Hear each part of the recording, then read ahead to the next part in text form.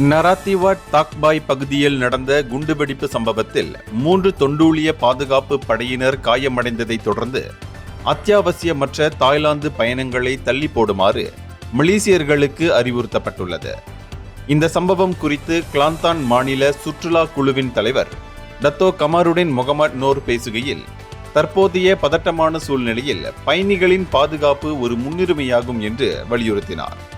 மேலும் விடுமுறை காலம் நெருங்கி வருவதால் இதுபோன்ற சம்பவங்களை ஒரு எச்சரிக்கையாக கருதி பொதுமக்கள் பாதுகாப்பாக இருக்க வேண்டும் என்றும் அவர் கேட்டுக்கொண்டார்.